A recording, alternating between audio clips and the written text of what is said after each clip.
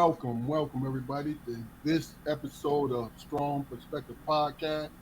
I'm one of your hosts, Keith Armstrong, along with my brothers Damon and Ja'Cory Armstrong. I have a special guest tonight, Enoch Holloway. Eric Harris, hopefully, will be joining us shortly. Um, Welcome, brother.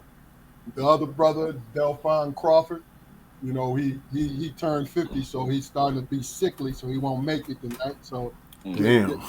be, be in good health, Delphine.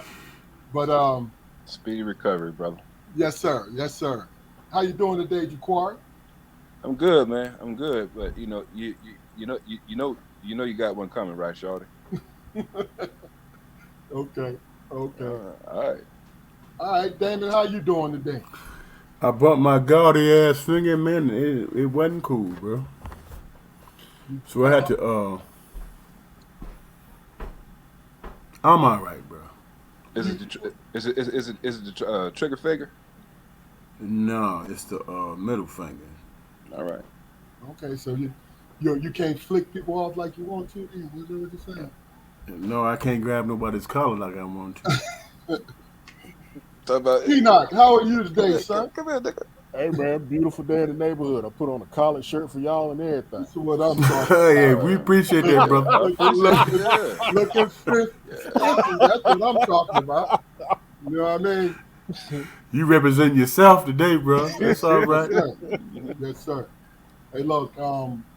Basically, today's episode. Hopefully, we'll get some. I threw a reel out there to try to get folks to come in and hear what they have to say. We answer the question, but today's episode is just basically talking about current events, what we see, what we haven't seen, and just getting each other's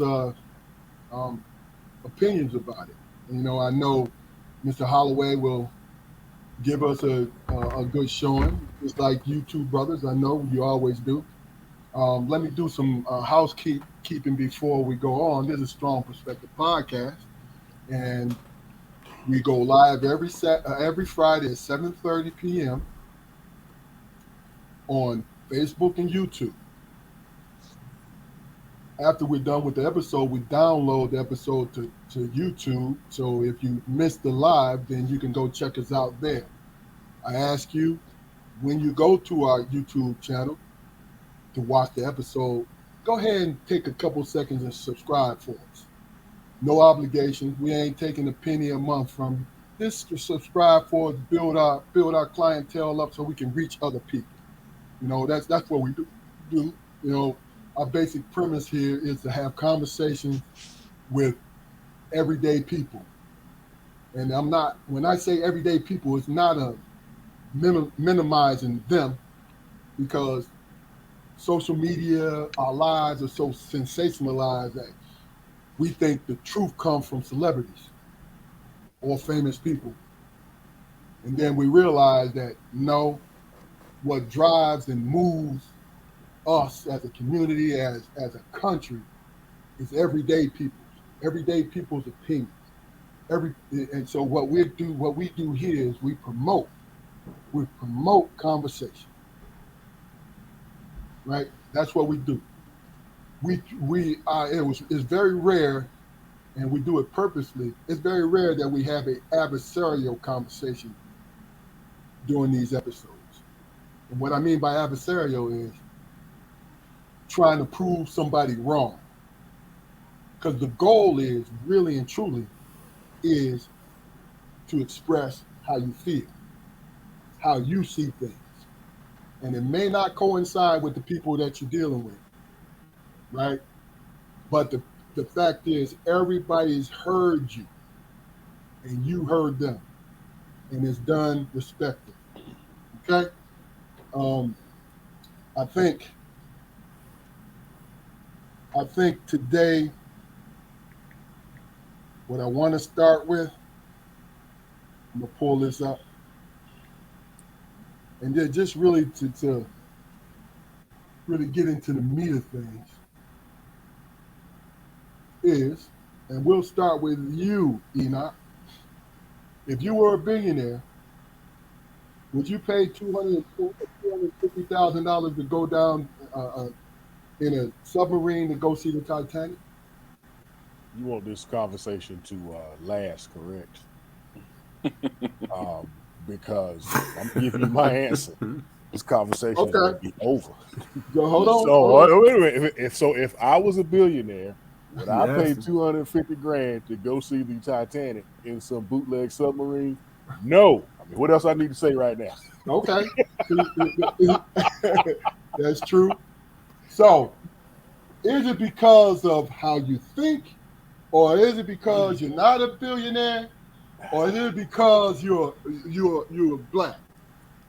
I think being a rational human being, um, it just doesn't make a lot of sense to me. Okay. And this is my definition of rational. Gotcha. It doesn't make a lot of sense to me to hop on a submarine that was basically constructed in someone's backyard, Mm, um, mm, to go to depths that really only a handful of people have gone before, and the ones that have gone before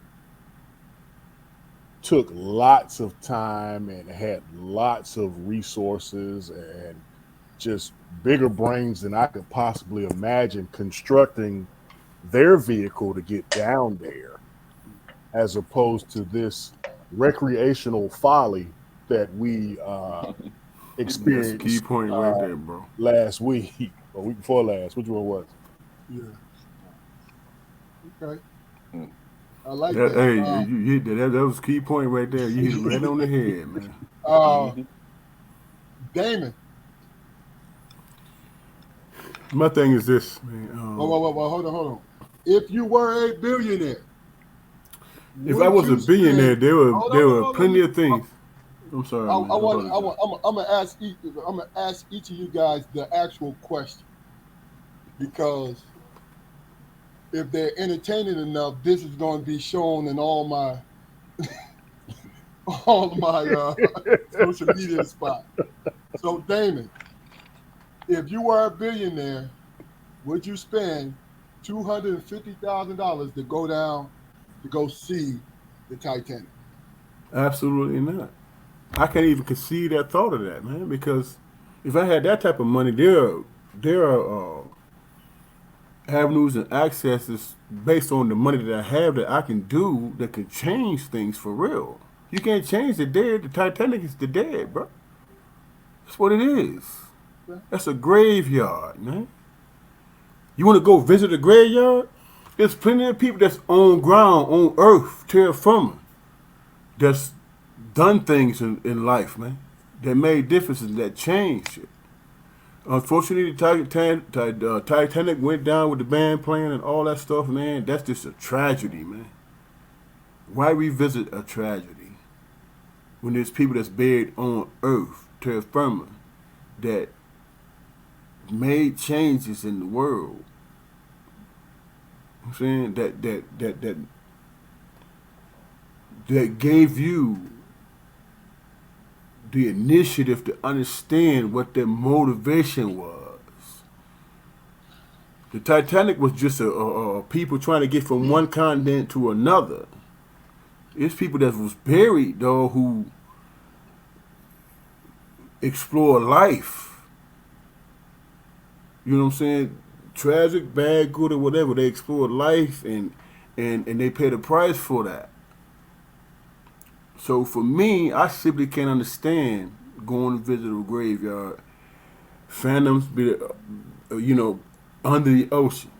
As a matter of fact, it's the coldest ocean that we have. The North Atlantic, absolutely. Outside You know what of I'm saying? the There, Arctic and all that. Yep, the North Atlantic. what there's very limited. It's very limited in exploration towards that ocean, that area. It's very limited. It's just all graveyard, man. No doubt. No You know what I'm doubt. saying? So no, I wouldn't have spent that money. Period. At all. I'd have let a balloon go or candle. let it float up to the sky and said, hey, you know what? Rest in peace. No doubt. And in the future, I for one, as a billionaire, will not disturb your peace. No doubt. Jaquari, if you were a billionaire, would you spend $250,000 to go in a submarine to view the Titanic wreckage? No, I would not. Fuck the Titanic. What I would do is I would go to those islands in South Carolina where the Igbo walked into the ocean and drowned themselves rather than to live under slavery. Then I would build a monument. That's deep. Mm-hmm. That's Okay. deep right there, bro. Okay. Mm-hmm. Fuck the Titanic.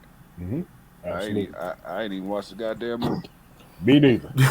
Motherfuckers talking about, oh yeah, the band played while it was sinking. No, they didn't. No, Them, you know them what? motherfuckers was Ain't trying no to. honor in I don't that believe it. shit. I Yeah, don't them believe You it. gon' I you don't believe gonna it. keep playing while the ship going down? I don't That wasn't believe it. realistic. I don't But you believe know, it. here's the and, thing. Here's the and why? thing that's funny. Wait. Go ahead. I'm sorry. Why they was playing Enoch? Cause And them, no, cause, wait a cause, minute. cause, cause What them were they motherfuckers, playing, cause them motherfuckers couldn't get on a boat. bro? It would have been some furniture moving in that joint. I would have got on Man, somebody's boat. Artistic license, man, is what it was. It would have been fuck some off with furniture that, moving on man. that. Fuck Yes, off with sir. So that, man. It's what were you about to say, Enoch? Um, I told y'all last night that I've been watching a bunch of stuff about the submarine on I YouTube, watched it too. and James Cameron said it's ironic that it seems as if both vehicles, the Titanic and the submarine, I forgot what it was called, um, the HSS fuck up. pretty much basically ended up in the predicament that they're in because of human error. The people that were in charge were warned. They just chose to ignore it. Like he slid the Titanic. The captain of the Titanic was warned on several occasions that it's cool that you want to go through this iceberg infested waters, but slow down. He was full speed, couldn't stop. So if something was in front of him, it was a wrap. Uh, and so just like the guy who owns Ocean Gate, who owned Ocean Gate, CEO, was told on several occasions, "Hey man, I don't think this is a good idea. Yes, you've done it before, but this ain't gonna end well." But Yeah, he did it anyway. I think, and I think you guys agree with me with this, but we kind of talked about it last night. We, the news that we receive from all fronts, sports, whatever, entertainment, uh, drama, peril, everything we receive depends on who's giving it to us, how we see it. Like, I know the four of us are not being unsympathetic to those five lives lost, right? But my thing is, I'm thinking about the 700 people, the Syrians who was being told ended up capsizing, right? And what bothers me is the news was not, and like I said, it depends on who's in charge of who's giving it. They put priority on the little sub and did not report on any of the major networks for 3 days. For 3 days. Now, I'm not trying to compare drama, heartache, all these different things, because I'm not a heartless person. All I'm saying to you is sometimes it feels like we benefit more by going to research ourselves instead of relying on the people we used to rely on. I'm talking I about the news sources. I definitely I agree with that 100% because if you if you exclusively, if you're a liberal leaning and you exclusively get your news from MSNBC or CNN, and you take it and you run with it. If you're conservative leaning and you get your news exclusively from Fox or Newsmax, and you take it and you run with it, you are what's wrong with America. You're sheep. This is what you are. You're just sheep. But You have to, and biblical study to show thyself approved. Just because you see it on Fox or CNN or MSNBC, you know it's going to be, well, again, rational folks know that it's going to be skewed a certain way, and you need to bring all these sources together and try with the when it's jumbled up and try to extrapolate what really the deal is. I mean, but we've been taught by our father since children. I remember him saying verbatim. Somebody will tell you something. Hold on, we got the echo. Old man with his shivering hands, he knocking his cord out. But look, I'm the oldest ones on here. I'm calling somebody an old man. I know it. I thought it too as you said it. You older than me. you old fucker. With your gouty ass hands. Yeah. Can't even make a fist, motherfucker. But it is always good, even if it's a credible source. If you know you can depend on this person with information, you still have to go and make sure that they are absolutely right before. And I understand the spur of the moment stuff. Sometimes you got to ride with your partner because you don't got time. You feel what I'm saying? But if you have time to research it out, when you make your decision, it is a decision that best fits you. Can I ask you a question, bro? Yeah. Why do we have to come down to a decision, man? Both situations were tragic, man. Can you imagine being in the submarine? Hear me out. Can you imagine being in the submarine, man, and then imploding on you, man? You got billions of dollars to live out the rest of your life in peace, harmony, and whatever. You go on the excursion, man, just because you can, and you have the money to, and all of a sudden it shit ends in tragedy. You know what I'm saying? Yeah. We on the outside, we can determine whether or not whose situation was worse than the other. For me, all this shit is worse. All that stuff is bad. It's like, damn, I cannot imagine to be depths under the sea, and I'm finna go see a fucking graveyard. Excuse my language. I'm going to see a graveyard or a wreckage, and all of a sudden the walls come closing in on me. No, it ain't gonna close in. You ain't gonna. Oh yeah, they didn't even know it happened. They didn't even know it happened. Hey, whether they knew what was happening or not, it's still a tragedy either way you looked at it. My point is this. People have a tendency to take sides. There's always a gray area, man. That's what I know. As a 57-year-old man, I know there's a gray area because I lived it. You know what I'm saying? A lot of times, Cat didn't understand where I was coming from. Okay, well, hold on for 1 second. I don't think anybody's comparing the two tragedies. I'm talking about the way it's being presented to us. The exposure. That's it. Has nothing to do with the two, because I did say that I'm not comparing the two. Well, let me present this. Okay. I think it's an economic thing, man. You got five billionaires who die suddenly in a submarine, right? You got 700 refugees who probably ain't got $10,000 between them. Now, on a global scale, on the economic scale, whose death was more important? The billionaires. Wow. You know what? Well, who's the only person that's going to come to that conclusion? Is the billionaire. But if you don't have a country that votes for you, that speaks for you, Wall Street would come to that conclusion. But see, that's what he's saying. No, I get what he's saying. I get what he's saying. But we as rational people who live between the lines, we know it's not about the money. It's That's exactly about what it's about. okay, then we are never as black and African Americans we are never gonna be on that level because it's all economic. Well, let's Okay. look at it from a just television standpoint.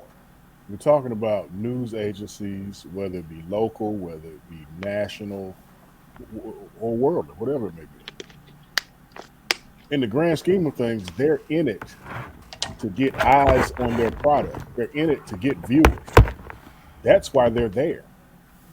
If they don't get eyes on their product, if they don't get I viewers, would like to they respond to don't that, get Keith. they don't get advertising dollars. They don't get any of that stuff. I, And I, I, so they're going to I'm sorry. put Hold on, man. they're going to put what they think and what their research has shown them the stories that are going to keep eyes on their broadcast.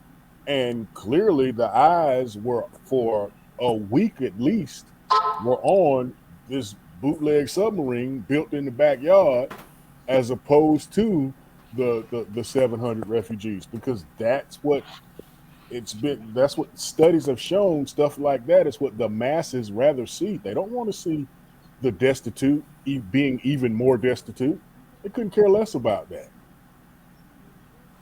Yeah, but at the end of the day, Holloway, at the end of the day, man, you got to recognize that we recognize those things that people chose to ignore that was Okay. detrimental in how we was raised, how we grew up, and what means anything to us.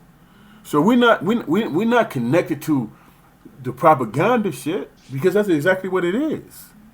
Absolutely. Absolutely. But here, listen to what you said. You said we're not connected to it. We are just Right. a small percentage of the population. If you look at how, and I go back to the different news networks, the left leaning and the right leaning news networks, and you see how both of them they have people who live and die by everything that they say. I just happen to not be one of those people. You get it? And also, man, I think Americans in whatever part of the country that those refugees are going to land on, uh, I think some of them might be a bit relieved because yeah. They were going to another country, man. Go ahead, Bobby Joe. Country.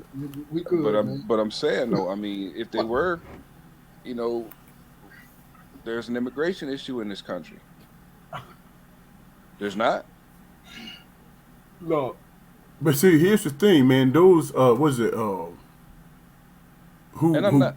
And who I'm would not. who told them? Yeah, and I don't want. I don't want to frame it in a way like I don't have sympathy or empathy for those 700 souls. That's not the case.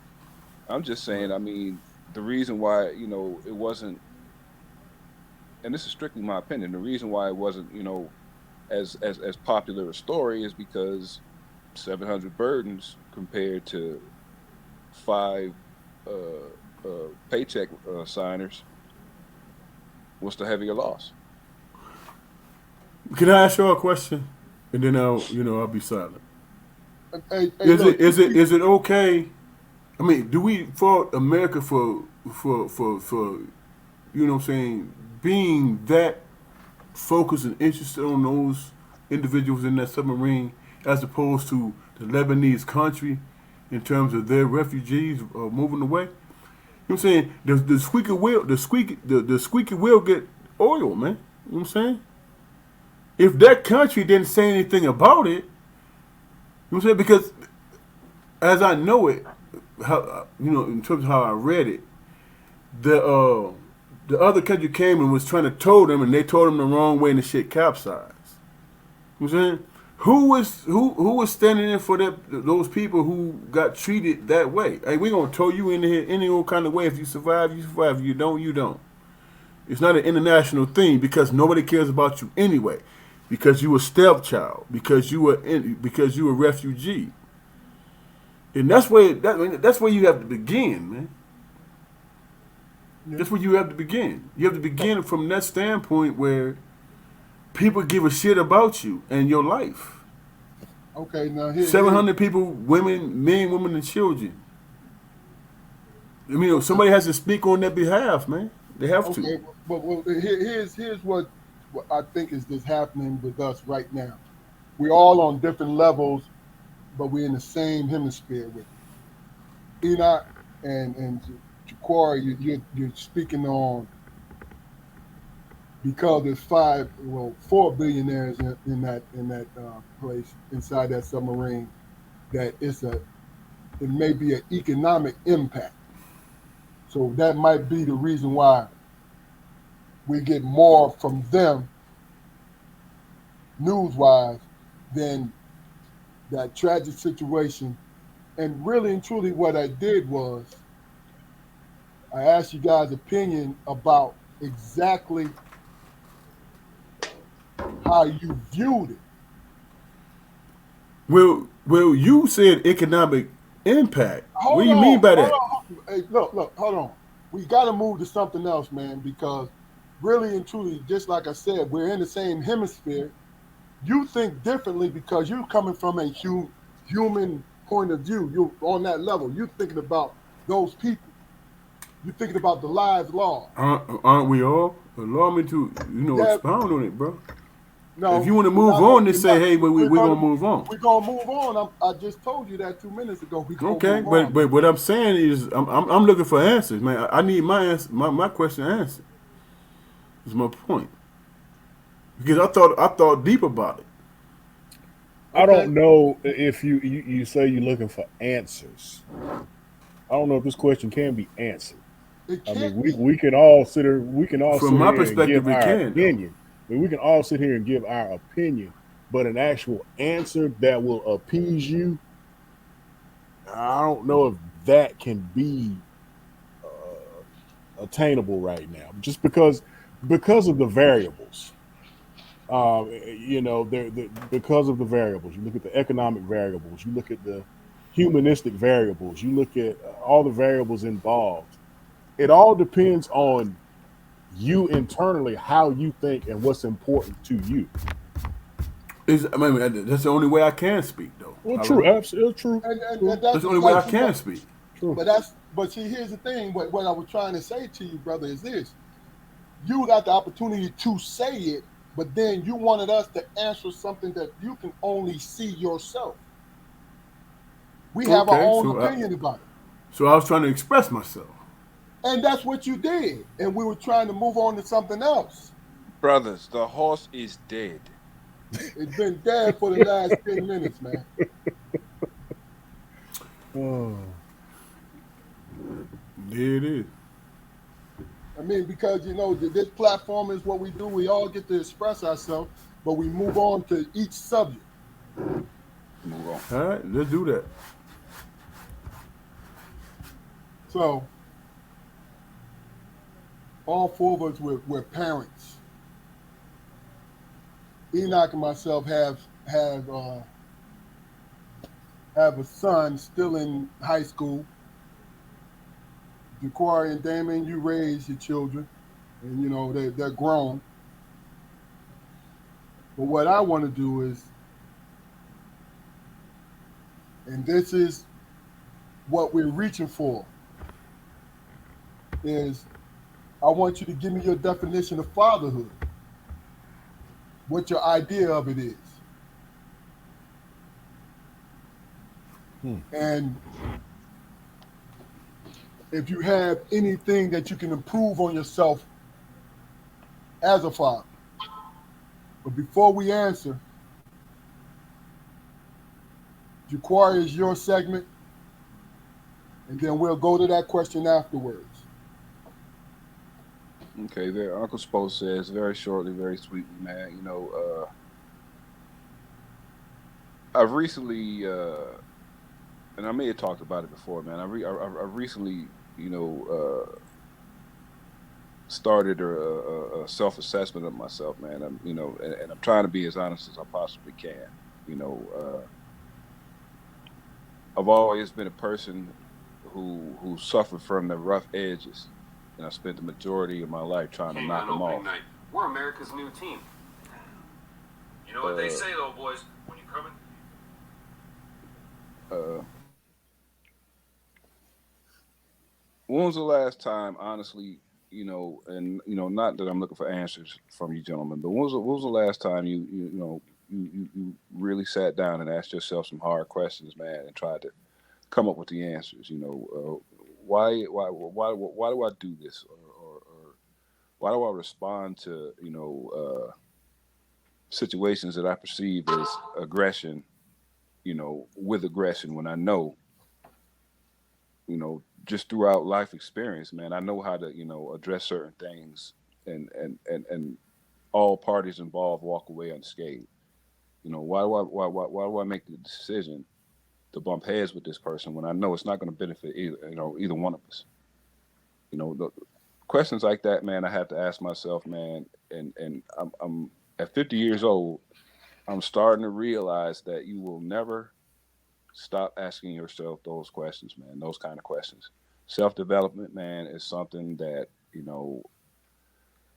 I happen to talk about, on my job as a living and everything, man. But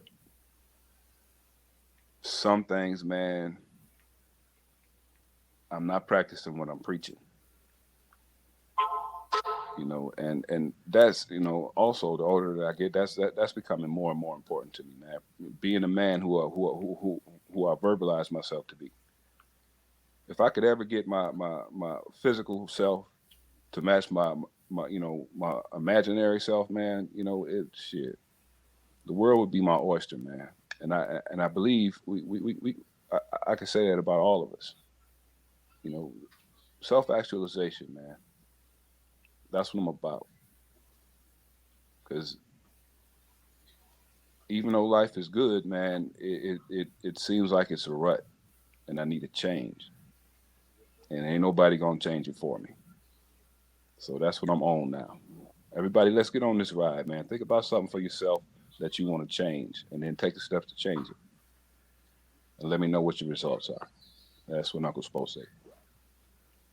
All right. Good point, man. Solid, solid. Definitely duly noted, brother. There's no doubt. Um, so we'll start with you, Damon.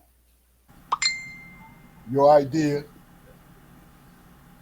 of fatherhood, and if there's anything that you would change looking back.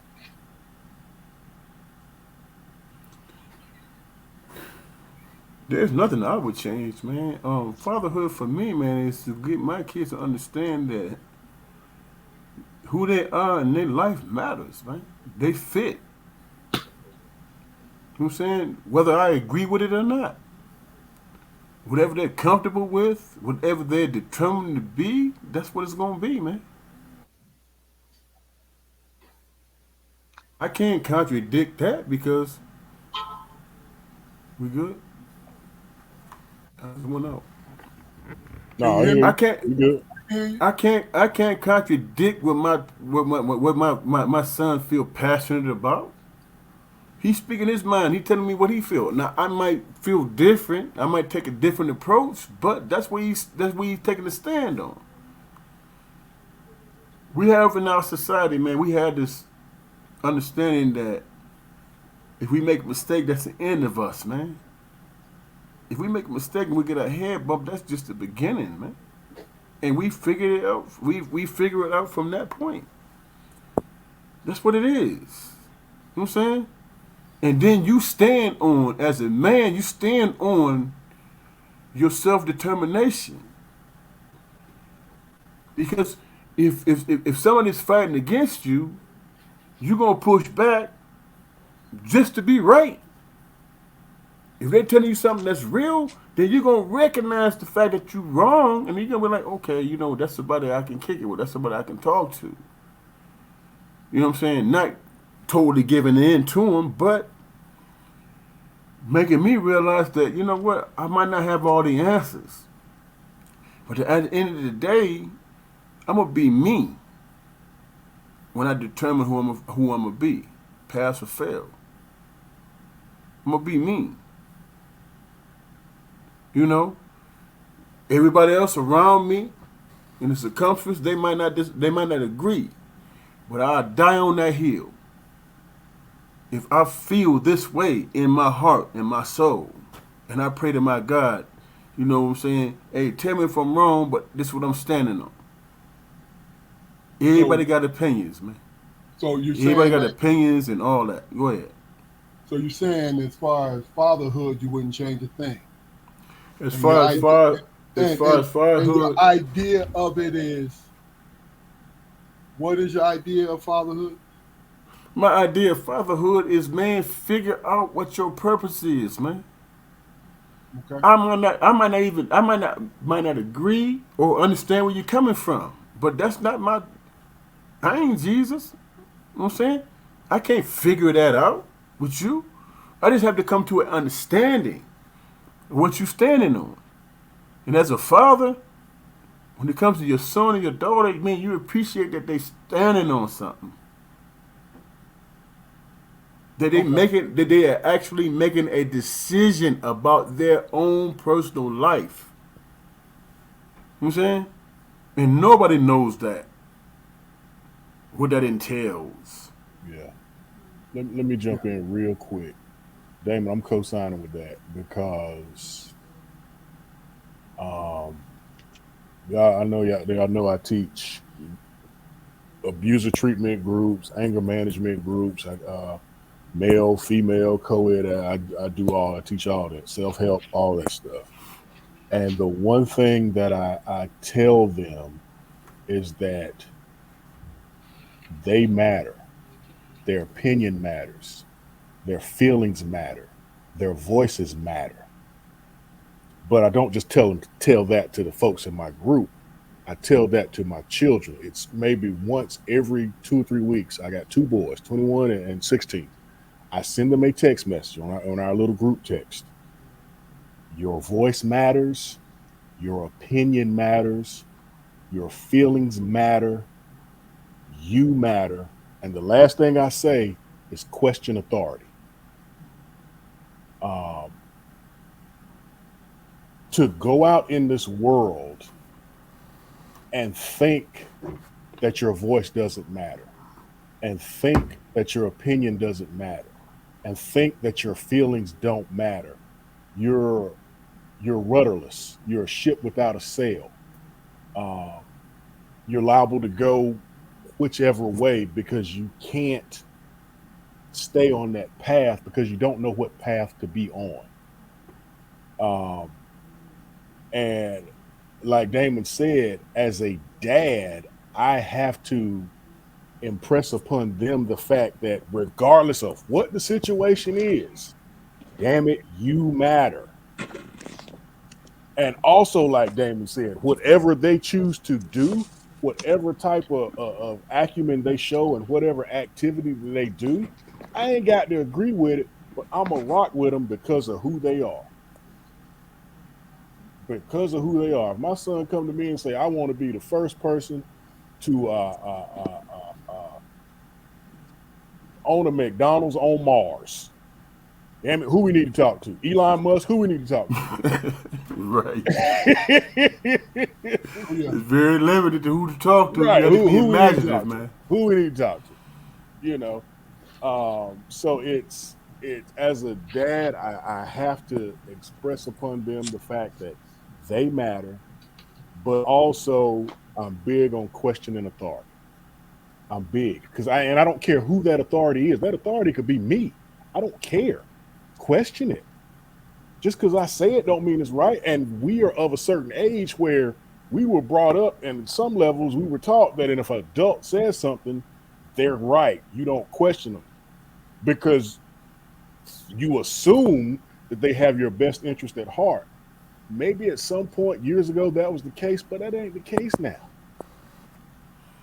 Question everything. Question me. I tell them, question me. Question your mama. Question your teachers. Question your coaches.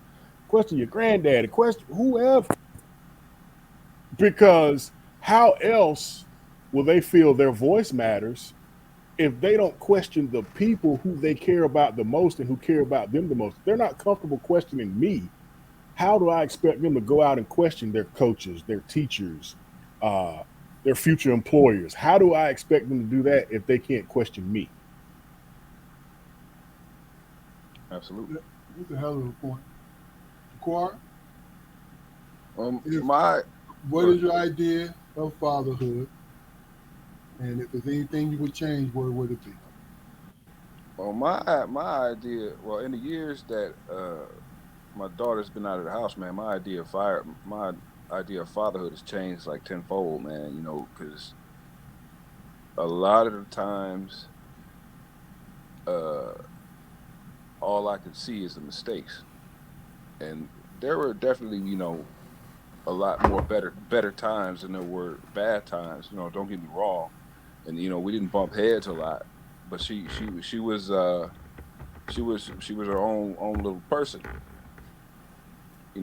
and instead of me, being a listening ear and more importantly, an understanding ear, I tried to tell her how she needed to conduct herself instead of just letting her like feel her way around, and I made that I worded that statement that way purposely because being a step parent in particular, uh, and it was something inside me, man. It was always, an etiquette that I felt like that I needed to follow. So I wasn't really heavy handed. At times where I should have put my foot down. You know, those that's what I mean when I say like I question my mistakes.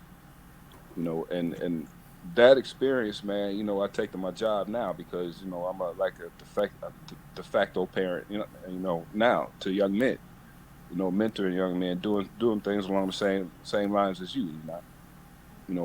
Being that solid object in their lives, and I'm conscious of the way that I try to teach them how to conduct themselves.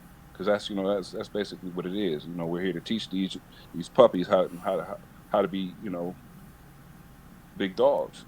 You know the right way, live and live positively, and contribute not only to their families but to the communities that they live in, and impact those places in a positive way.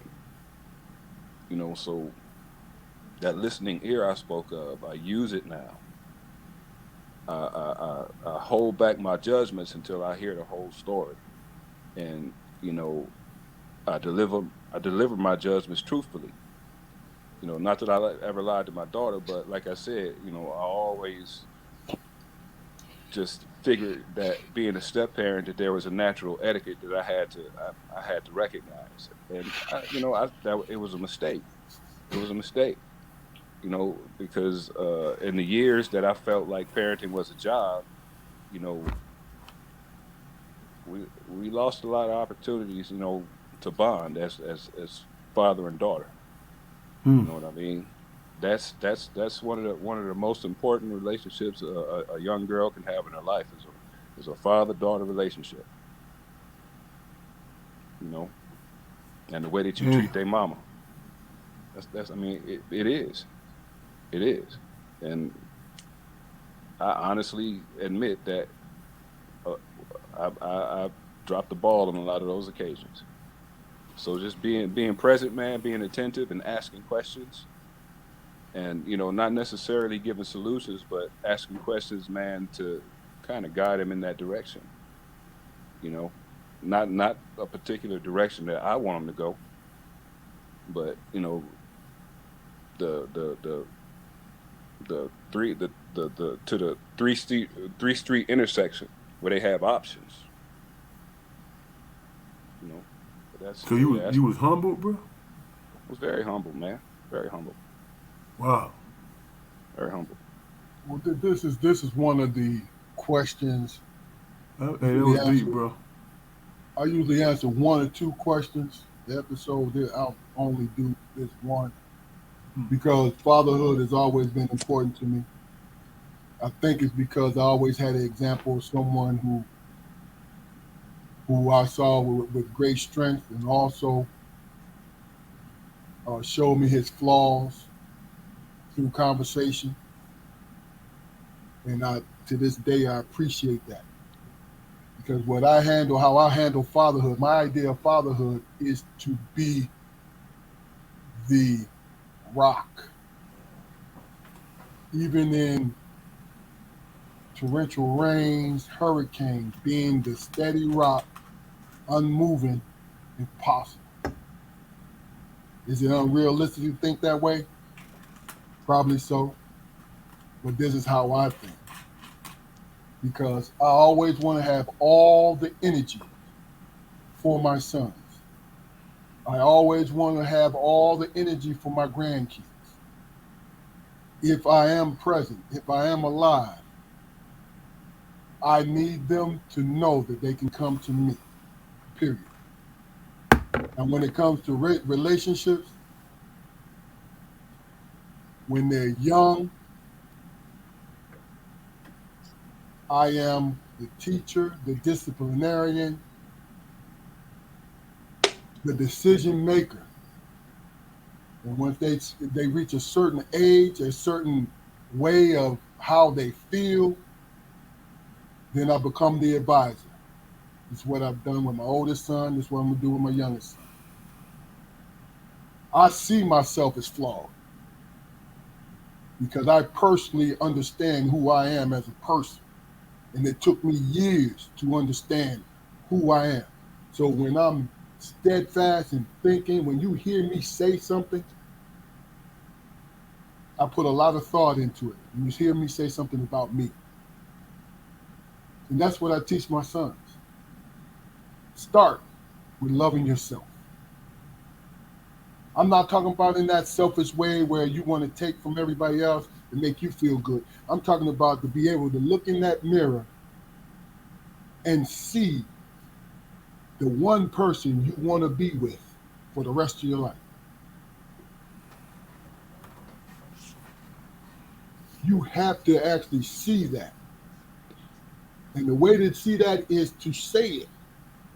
See yourself say it. This is me. I can't, I'm not selling. I'm not selling. This is me. How you doing, brother? Hold on for a second. I'm not selling. Is your earphones plugged in, Eric? I got this headset on. Can you hear me? I hear okay. I hear an echo. That's why I said that. What up, bro?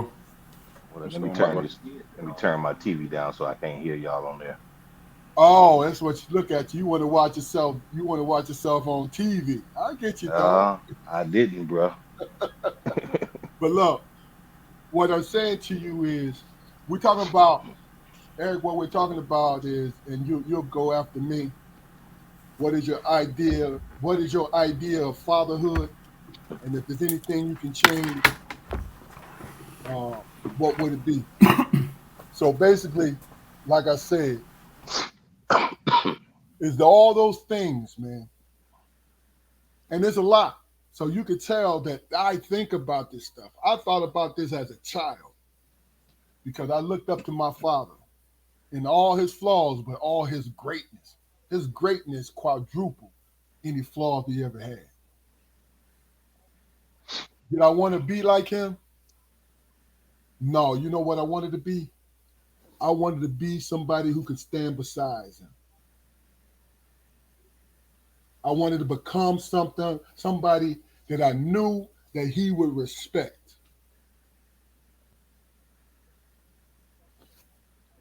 And that has always been important to me.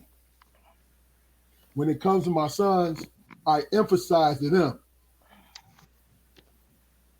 yeah, I might be hollering at you. Yeah, I might be a little too blunt, but I'm blunt out of love. I'm blunt out of understanding because I was born in between the times where we got a taste of the old, and we got a taste of the new. I'm a baby boomer by a year. Baby boomers experienced everything. that's going on right now. Ja'Quari and Damon, you what is it, Generation X? And I don't know where you are, Z. E. I don't know where you are. I think I'm Gen X. Yeah. So I missed y'all by a year. Born in 1964. I'm But Gen we X all too. think the same. You know what I'm saying? We all think the same. But the thing about it is, what I love is everybody got a different angle. This is why I asked about fatherhood, because I knew everybody would have a different answer. What I would change, I want to say nothing, but really and truly, a softer side of my approach. Because I took the three strikes thing like my dad. If I tell you something 3 times, then I got a problem with you. Because the first 2 times gonna be normal, and if I got to teach you how to do it, I'm gonna teach you. But the third time, and this is simple thing. Let me ask y'all a question though. This practicing patience. Let me ask y'all a question though. But hold All of you on, guys. hold on. You can ask after Eric goes, brother, because Eric got some catching up to do. Um, this is Eric Harris. He's a What up, Missouri bro? man, and he's been on. He's been on before. He's a friend of the show. There's a We brother always almost watch 40 it. years. And look, and Eric, this is Enoch Holloway, What's going another on, good brother? friend. We can't hear you. Oh, hold on, Eric. I got you on mute. Go ahead, bro. Can you hear me now? Yes, sir. Yeah, we got you. Okay. But look, give us the idea of fatherhood, brother. And if you got anything to change, what would it be?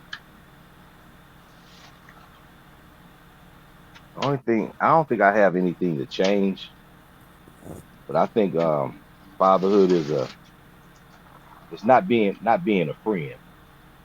No, I was more the disciplinarian in my on my side of the house, but I did everything with my kids. I put them involved. I ensured that they was playing sports ever since they were my boy and girl ever since they were 4 years old. And we just done everything as a family. I made sure we kept a tight knit. Me being the only child, I wanted to make sure that my kids had something to do all the time.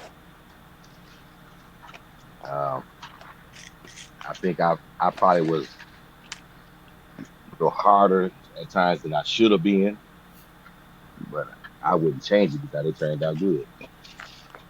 So I just think it's more than just saying I had them. You got to be in their lives. You got to direct. You got to lead. I don't know if Good I'm point. if I'm in the right area or not. Good point. Good point. Damon, you had something to say? No, man. Corey tripped me up, man. I mean, I appreciate your honesty, man. Based on, I'm not gonna speculate on the exact point you was making, man. But what you said was real, man, because you recognize something that you miss, man. You know what I'm saying, I don't think that we, as black men, as men, period, I don't think that we pay attention to that what we miss, man, because of our pride or our ego. And I'm simply saying I appreciate you admitting that. You know what I'm saying? Because it makes me see, as somebody who loves you from the outside, it makes me see you different because you had your maturation process, man. And I believe it was, yeah. huh? So I He believe it said, "What was, I yeah. say, man? You said some profound shit, man. And I'm not finna repeat it. And guess Eric, what? Eric, slide your ashtray over, man. So we don't want to see your rings, man. No, I said So I Eric, believe you it. saw him once. He all Little right, man. shiny diamonds and shit. He all right. But you know how bro is, man. He ain't changed in almost 40. He over 40 years. He ain't changed, man. He's the same dude. But I gotta give him a hard time because he's late and he ain't say nothing to nobody. Man, I'm working every day, bro. But that is that conversation, didn't it? Look, look, first of all, you're absolutely correct. Secondly, I asked this question so we can segue into something that I definitely want to get your opinion on. Is everybody Oh familiar shoot. with the mother and the 14-year-old son in Chicago?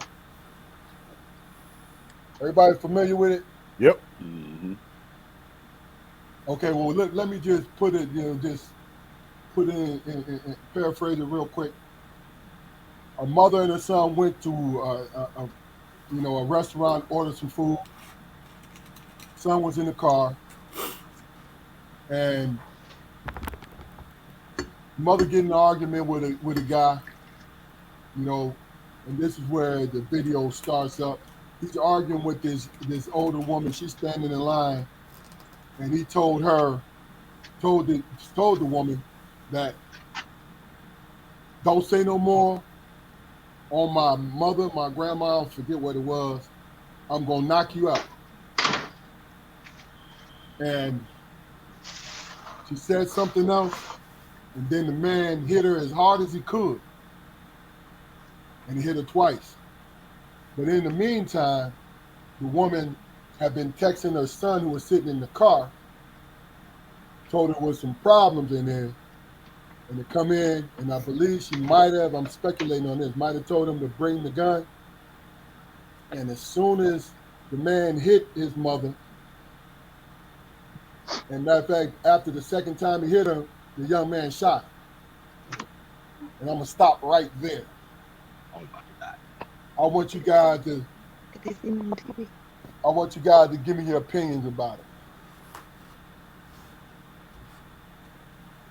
We'll start with you, Danny.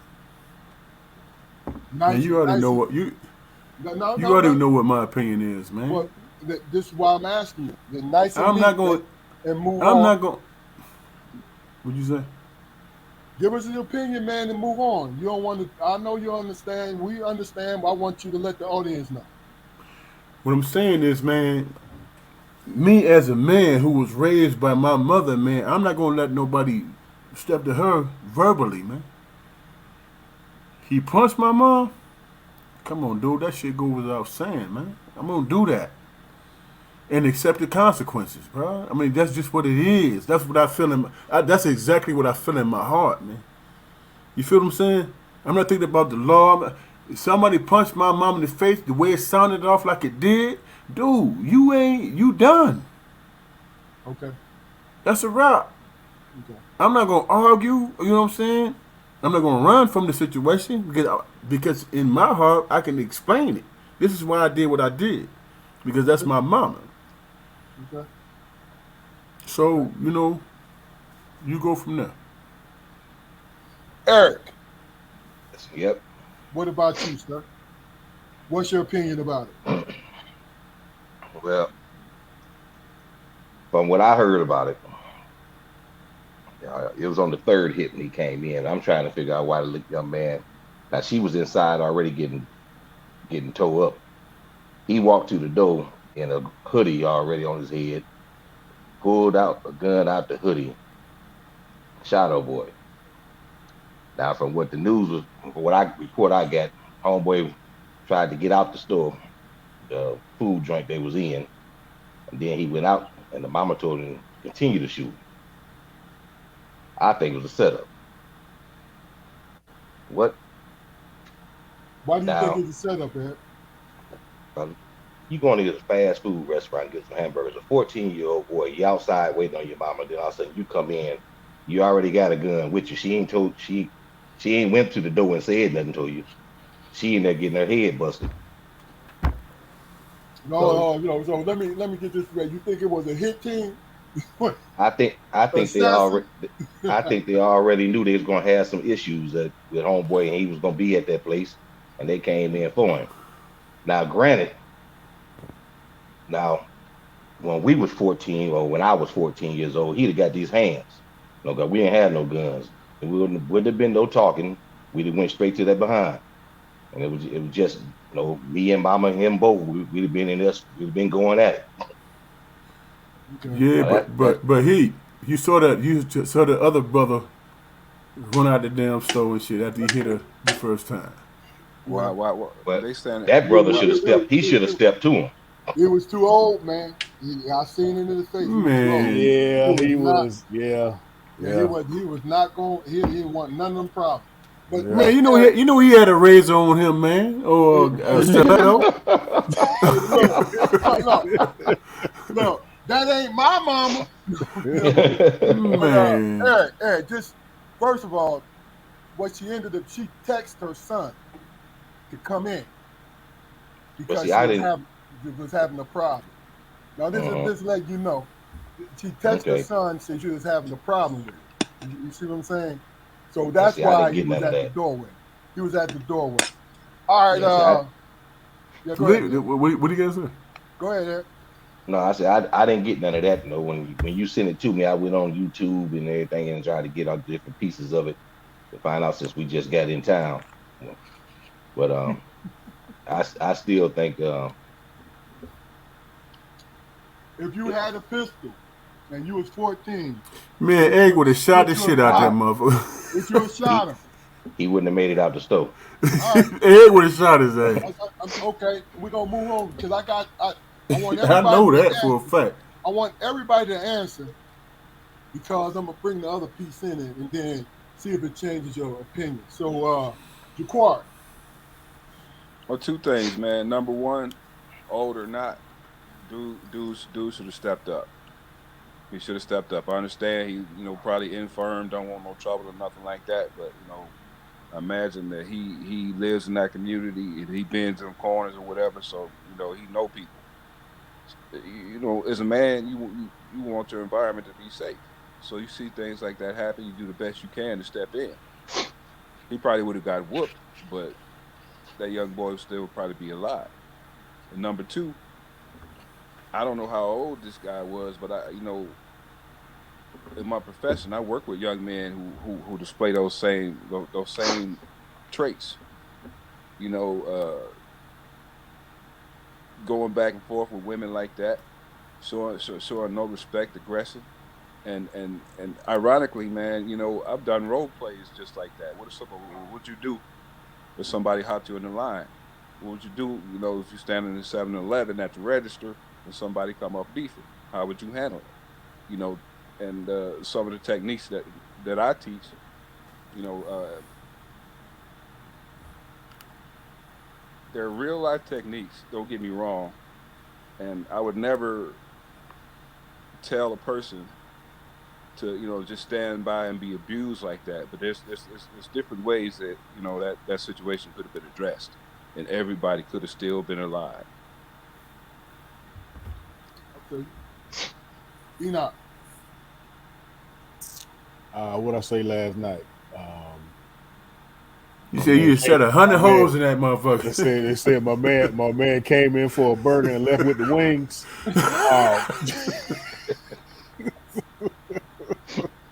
That he I did. get it. He ain't got the business, you know. That's real. Came in for a burger and left with the wings. I mean, from everything I've seen, it was excessive on both parts. It was for the young man to amp out and just fire on the lady like basically she was a dude. Yeah, yeah. I just don't understand that mindset. Did he deserve to be unalived? No, he didn't deserve it. He ain't But deserve to be unalive. but No. but I don't think there's anybody saying, "Oh well," or anybody saying, "Oh man, that sucks." Now the part that gets me is I don't know if y'all have seen this, but that's his family created a GoFundMe. Yeah, I saw it. I They ain't seen created a it. GoFundMe. The burial. Yeah. They did. They created a GoFundMe for this asshole. And of course, I know we've all seen a GoFundMe page glowing biography Yeah. about him. I think it's How, hard. hey, how you justify that shit? Man? Right. Yeah, I'm gonna tell you what it Exactly. is. I'm tell you what it is. To me, my opinion, it's hard to say that he was having a bad day and how he treated the situation. Because you know people have bad days, right? Bad moments. That okay, I'll give you that, Bad moments. Because if your right? whole 24-hour day is bad, you got other issues you need to deal with. I'm saying, and this woman Yeah, was, but his woman was recording, man. That yeah, was. yeah. It seemed like it was a setup. You know what I'm saying? Look, Whatever. look, look, Like we going on TikTok. this was a this was a complete stranger, and this man felt in his heart to throw punches like he did. Like everybody's saying, that's tragic. But that being 14 and got a pistol in your hand, and this man did this to your mama, that spur of the moment thing is going to override any logic that you have. And I don't think any of us has mentioned the fact that this is not a street kid. Nope. This is not a street A kid. He had scholar. A scholar. a scholar Yep. in the Ain't city nobody of finna punch my Chicago. mama like that. Fuck that, No, bro. I no, Straight up. mean, no, but the I'm That boys ain't saying, love. happening. I'm Um, saying though, it speaks to the environment of Chicago. no, boys love their mamas, man. That's the truth. Even if the mamas ain't, if the mama just kiss them on the cheek but treat them shitty the whole day, they still will ride for their mama. Period. Ain't Seen it. that? Ain't that some Seen it. shit? That's Hey, real no, talk too, Seen bro. it. That's let, real let, let, talk. let me throw this into this, guys, and then I want you to answer quickly with this. After he shot him the first time, the man ran out of the store. The mom, Eric alluded to this, the mom said, go finish him off, right? But in the meantime, before he did, she wanted to take the gun to go kill the girlfriend. And this is on video. We can't hear him, but it's on video because she tried to take the gun out of his hand. He snatched it from her before he walked over to the man and he killed him, right? With that information, does it alter what you guys said earlier, or it's still the same? We'll start with you, Eric, real quick. Yeah, it's still the same for me. Okay. Okay. Uh, Damon.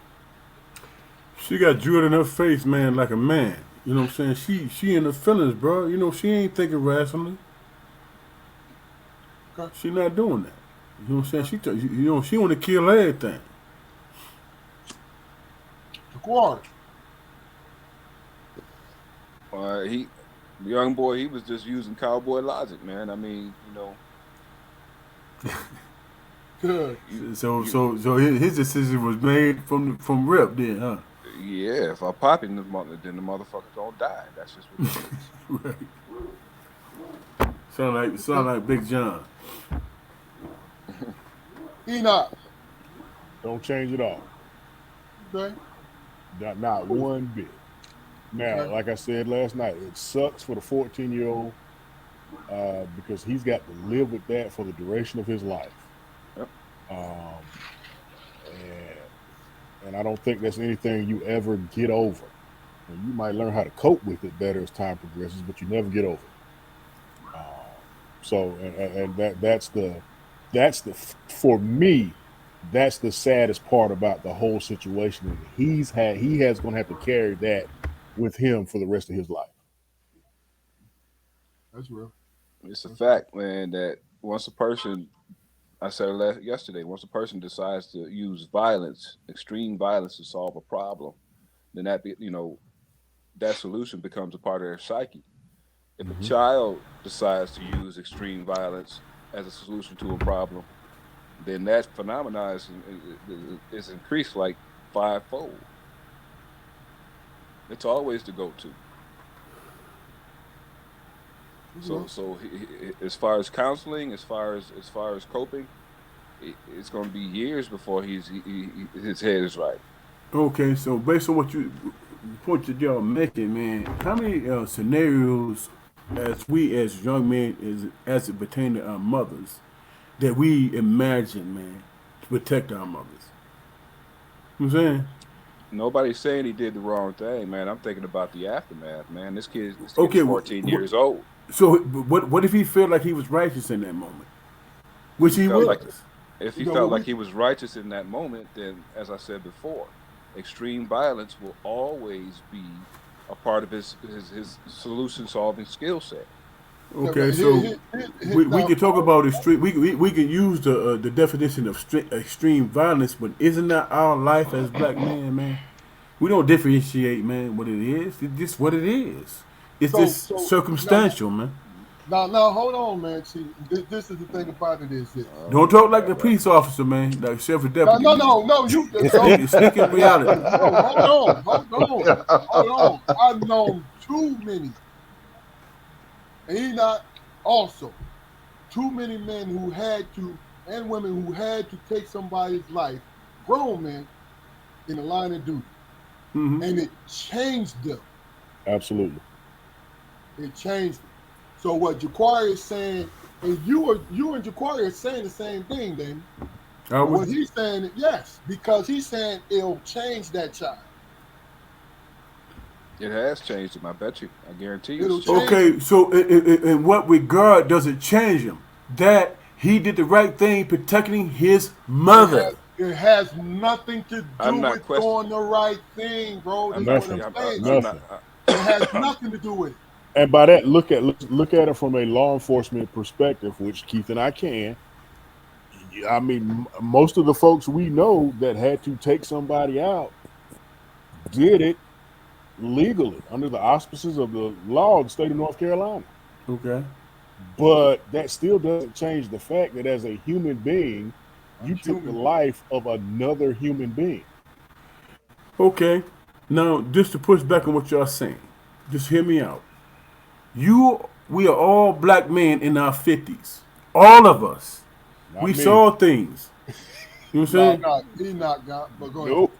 He's not. But go ahead, Danny. We saw things, man, where we had to adjust to it. And that adjustment is never on the side of how we feel in terms of our emotions. It's never on that. You know what I'm saying? How the world thinks, here's the thing, man. I'm gonna keep it short. Here's the thing. How the world thinks, man, is we as African Americans, black people, whatever, we think it in terms of humanity. But that's not the world we live in. So, with that understanding, we have to understand how to adjust to that situation. If you defend yourself, if you defend yourself, man, there's gonna be some people who gonna disagree with you. But in reality, in that situation, what are you doing? You defending yourself. You know what I'm saying? So does Right. that Right. so Based so on so No, does that no discretion in coincide that. with what the interpretation of the law is? The interpretation of the law might disagree with you because of the color of your skin, man. I have not But that spoke. still doesn't change the fact I that have not spoken about right or wrong. I have not spoken about it the has law. nothing to do What with I it, man. It what has. I said. I think it What has I said. everything to do with it, but that's No, my it's got opinion. nothing to do with it. I regularly sit in rooms with people who have taken multiple lives and chop people up with machetes. But these kids cry during freaking Disney You talk movies. about monaco shit though. That's deep, man. That you getting in the weed with that shit, bro. I'm So, no, I'm so not. I'm talking. hold on, I'm hold on. no, keep. Hold on, wait. I'm No, talking no, about finish psych. the part No, because I need to yeah, ask Danny this. Good. I like to. What I'm talking about is psychology. What I'm talking about is how much not only experiencing trauma affects a person, but causing trauma affects a person. That's what I'm talking about. Now, whether he's right or wrong, yeah, I'll ride with you all day. So, Protect your mama. But there is an aftermath that the public never considers, so, even in cases of right. There's always Well, an aftermath, man. And we as his community, we have to deal with that aftermath. We've got to figure out a way to help him navigate this shit. Okay, well In now terms look. of what? Being a No, human being? Oh, hold on, Danny, hold on. Because I need to understand exactly what you are actually saying. who, Because me? yes, hold on. Okay. Let me ask you the question. Go Because ahead. first and foremost, what we are saying is if somebody was put in that position to take a life, whether or not he's defending himself, defending their mama, the children, and all of that, is no, and we see that he had to do it or she had to do it. There's the other side of it where it would affect them as human beings. It has nothing to do with. There's no debate between right or wrong whether they did it was right or wrong. I follow you, man. Go ahead and make your point, man. Okay, that's the point I'm trying to make, and you keep bringing it up like whether or not we're talking about whether we think he was wrong for doing it. No matter what you do, if you turn around and It's pop going to somebody, affect you as a human, man. it's gonna bother you. It's going to bother You going you. it's always gonna be there. Now, Well, everybody does differently with their decisions that they done made. You know, you got people have messed up PTSD. Go back and forth. No, with the military. I mean, we don't have plenty of yeah, people yeah. you don't had to pop and ain't thought nothing about it. But later on, it comes back and you picture it, you see it. Okay. Not saying that you won't do it again without thinking about it, but it's always gonna be in your back front. But here, but is there ever a point where you don't think about it, man? You think, man, hey, look here, it's either me or this motherfucker, me getting back home to my family.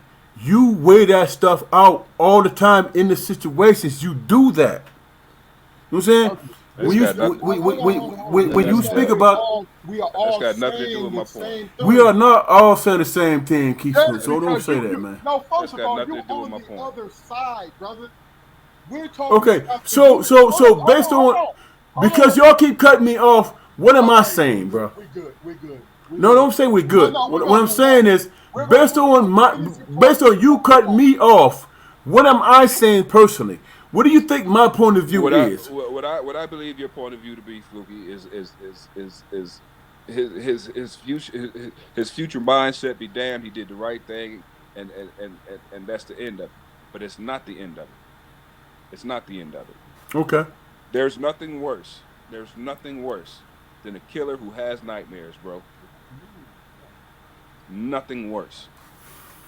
You talking to the wrong motherfucker in that regard, bro.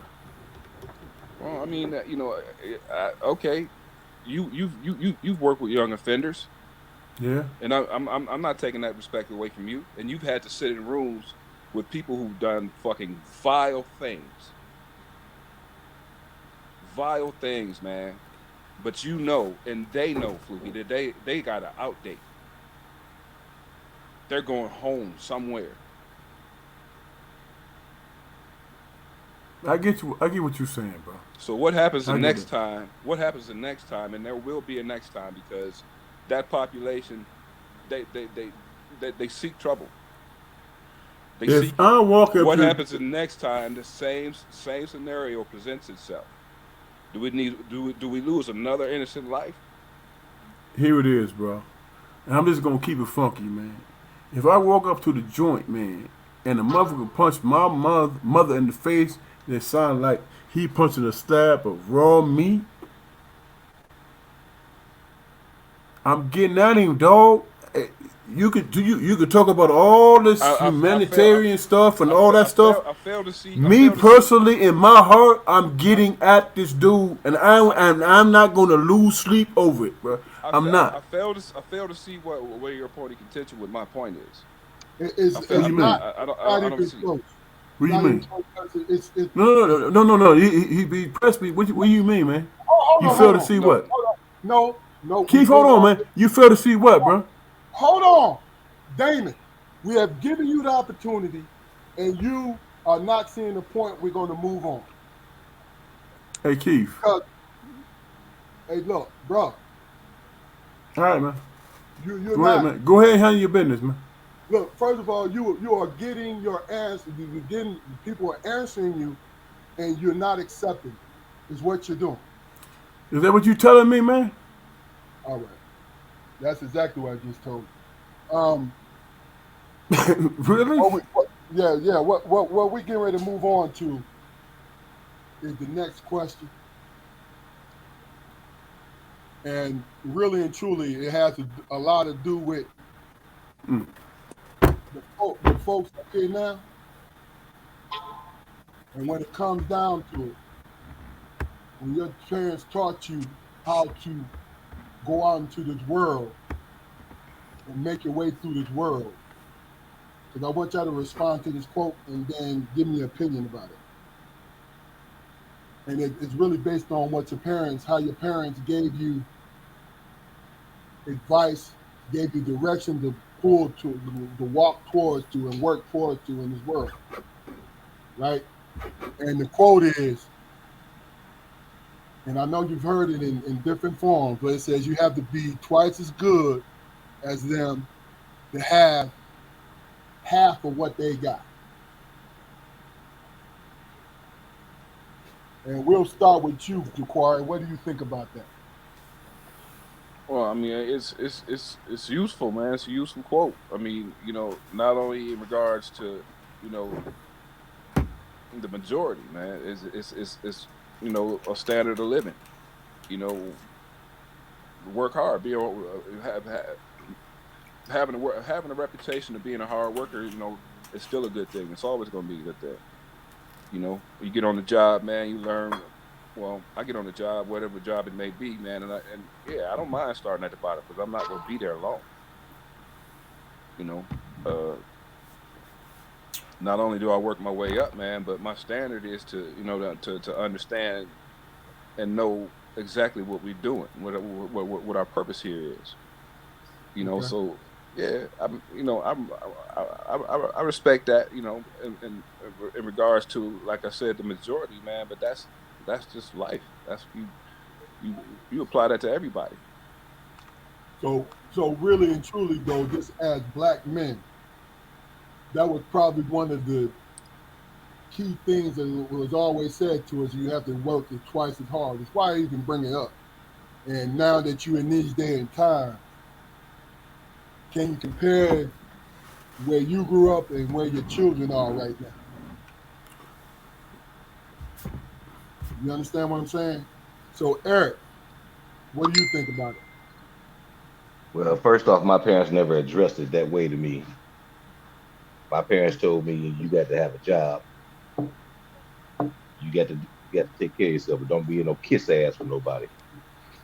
Go out there, do your job, bring home, do what you're supposed to do, and go on back home, and then come back the next day and start all over again.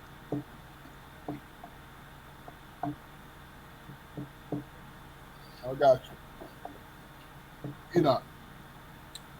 It's not anything that was stressed during my upbringing, uh, but again, as a black man, I've heard it hundreds, if not thousands, of times. Um, but I also think it's situational too. Um, and by that I mean there are some professions, there's some jobs where you're going to advance by being average. You're going to advance by doing just enough, regardless of what you look like. But there are other professions where you have to be twice as good as the next man to to you have to be twice as good as the next man to continue to elevate yourself in that position. So or life period. So I think it's situational. Okay. Okay. Uh, Fluke.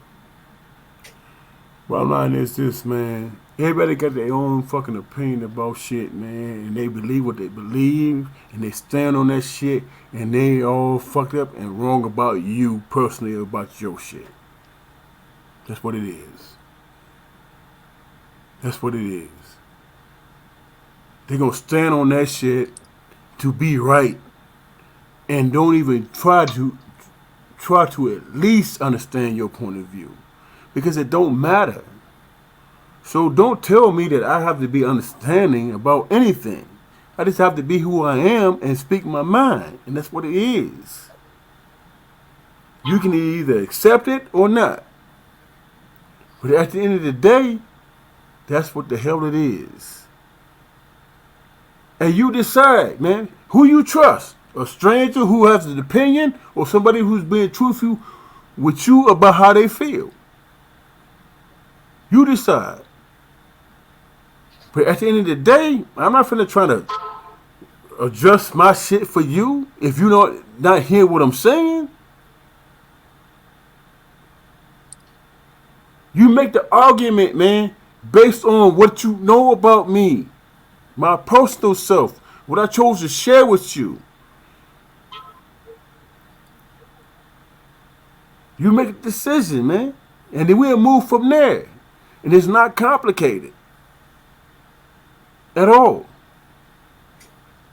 So you saying from the quote that you gotta work is twice as hard to get half as much.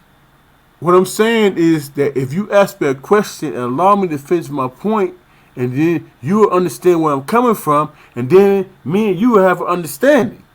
That's what I'm saying. Irregardless of anybody else, if you feel the need to question me about what I'm saying, that means that you feel like you have a personal relationship with me, and you speaking on that shit. That's what it means. If you choose to do that, then just talk about that shit personally. But don't come to a conclusion where you don't even know or choose to understand what the hell I'm talking about because you want to be right. Everybody wants to be right, man. Okay. Everybody does. Hey, Okay. Damon. Hey, Damon. So, Irregardless. I'm in my fucking feelings, man. I'm not deviating from that shit, bro. Yeah, Talk no. to me. No. What's your response to what I just said? Irregardless is not a word, brother. hey, Now we being cute. did everybody go? I can go with that, but you know what? At the end of the day, I'm I always still feel cute. how I feel. Always, Okay. I'm Can always I cute. can I piggyback off Enoch? Yeah, go ahead, bro. Because Enoch has said something there. But no, I joined the military when I was 17 years old. No, I was still a child. But my upbringing had me a good work ethic. When I get overseas and get to different people and every white, black, Puerto Rican, and whatever you want to call it, we get over there and we all one team, but it was never one team. I So got it played a part in what it wasn't what you know or how you did the job, is who you know. And then when you said stuff about people moving up, no, I see dirt bags, and no, I normal saying was, you fuck up, you move up. You You know. know what's funny about that, Eric? I was That's talking what. about law enforcement. That's exactly what I was talking about. When I was saying how different professions and you look at it different, that's Yeah. exactly what I was talking about. Exactly. yeah, So yeah. same concept. Okay. And then look, I'm tracking. and just to let y'all know, it was just interesting when I saw somebody out scrolling through social media and that came up, and I just wanted to get you guys' opinion about it. You know what I'm saying? Um, let's go into this one because there's a couple things I want to get you guys' opinion about. Uh, next question is, and then I'm going to answer it so you guys understand where I'm coming from because it's kind of a broad, vague thing. The question is, do you feel things have gotten more violent these days and time? Right now,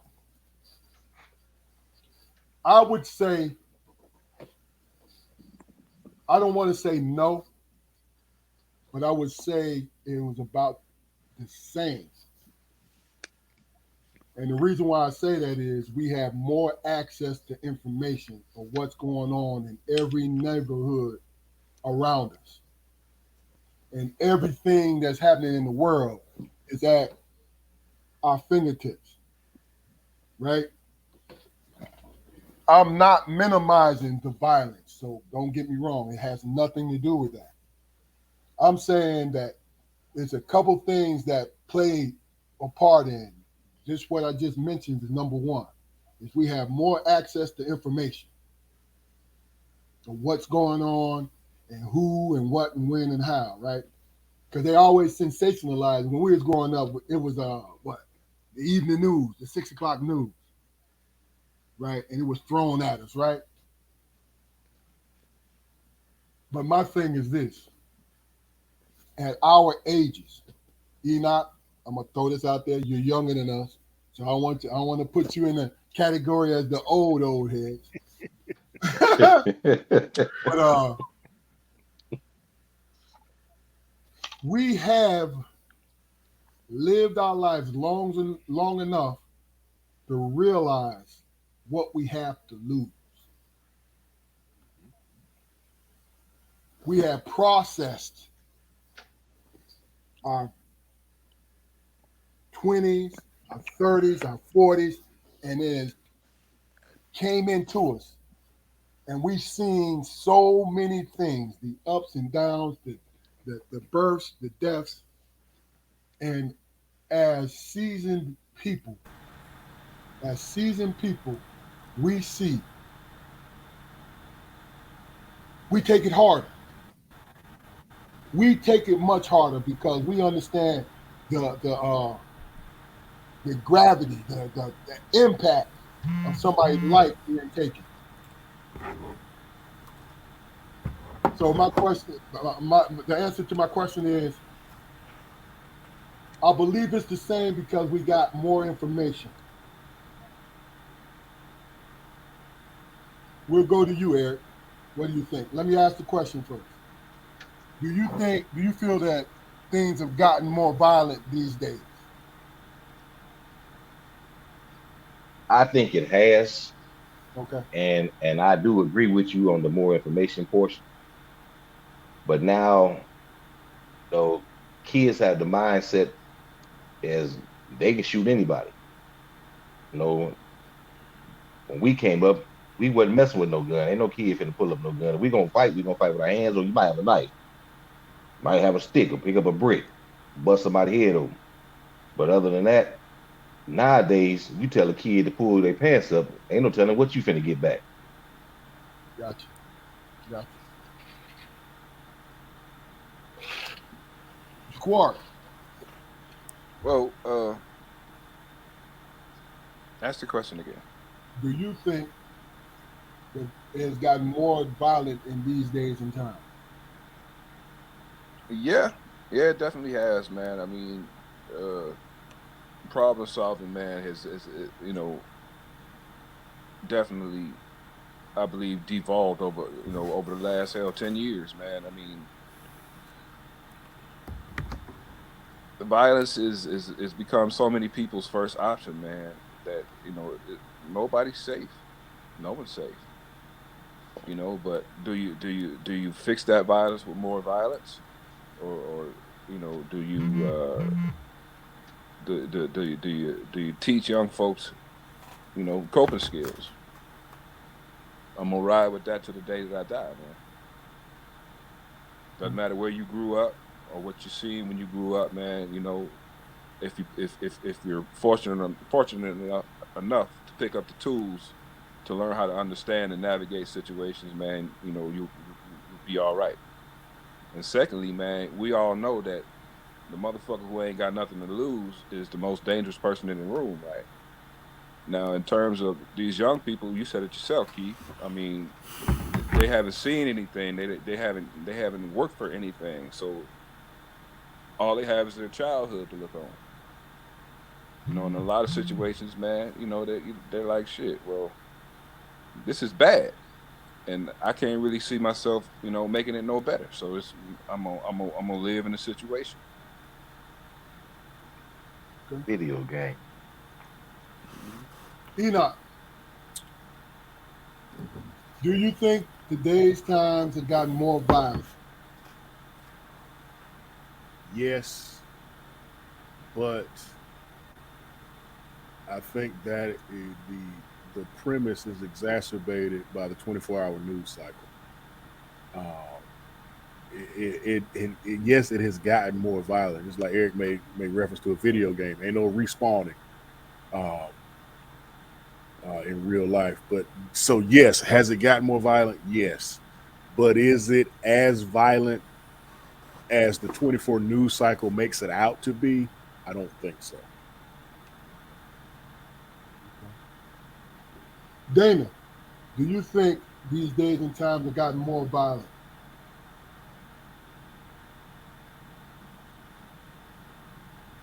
Who you talking to? Damon, No, it hasn't. It's been less. Statistically, it's been less. Because you have an awareness, you think that it has, based on your own insecurities. That's being real with yourself, man. That's what it is.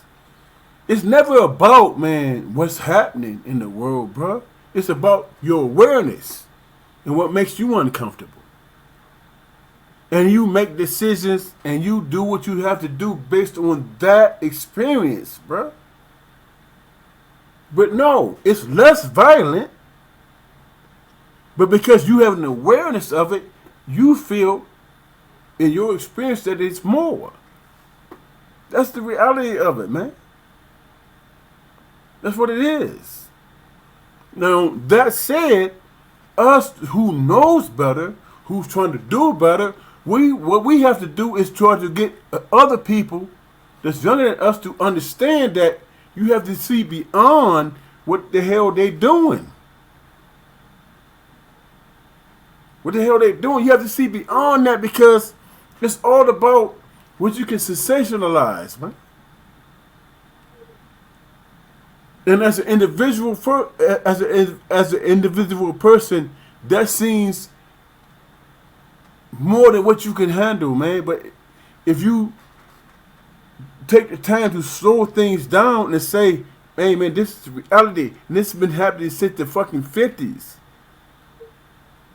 This is what it is." But they tell you through false information that you are the worst thing that ever happened on this planet. You're not. What you are, as an African American human being, you are the person who make things function and work. That's what you are. And it's unfortunate that we are being made to convince that that's not where we are. We do everything. We decide all aspects of civilization. That's what we do as black people. That's how it's always been. At some point in time, man, as individuals, man, we have to decide whether or not we want to accept that bullshit or we're going to change it based on how we feel as individual personal beings, man. We have to decide. Okay, I can't change the world, but I can be who I am, and they can recognize that shit, and there comes about change. okay. That's what it is. We can't do anything else other than that, man. Okay, so with that being said, and we'll come back to you, Damon, and answer this real quick. If there was anything to change, if you could think of anything to change the violence that we see, what are a couple things that you think we could do? You know what? In terms of that question that you asked, bro, man, I have to ask my kids, man, because they actually went through the experience. I didn't. You know what I'm saying? The only thing that they know that going through that experience is what I taught them and they trusted in. That's the only thing they know. But in terms of their personal experience, in terms of the violence and disrespect and all that shit, that's on them. They have to express it to me So I can understand that I can understand, but they have to express that to the world. Hey man, I'm a good person, man. I did the right thing. I did all this stuff, but the world treated me like shit. The So world have to ask. The world have to ask. What do you mean, man? Because you successful, you that deal. How the world treat you like shit? They have to fucking sit back and ask the fucking question. Why? You was being made to feel that way. And that okay, has so nothing to do with her uncles, her grandparents, or anybody else. That's his or her own personal experience. And okay, we have to have the patience to listen and understand. And that's how so we move forward. so your answer to the question is that you would have to ask the young folks to actually see what their opinion about it is. My answer to the question is you have to ask the young folks that's who are connected to you, because those young folks who's in the diaspora, whatever, they're gonna tell you some bullshit that you might not understand. But your nieces and nephews are gonna tell you personal shit that might make a difference to you for you to understand. Okay, So, so it's based on you deciding whether or not you believe in your offsprings and who comes after you. okay. You have Eric, to decide. You have to decide that shit, bro. Eric, You, if you could Okay. if you could pick a couple things, do you have any a couple things that you think can contribute to lessen the violence?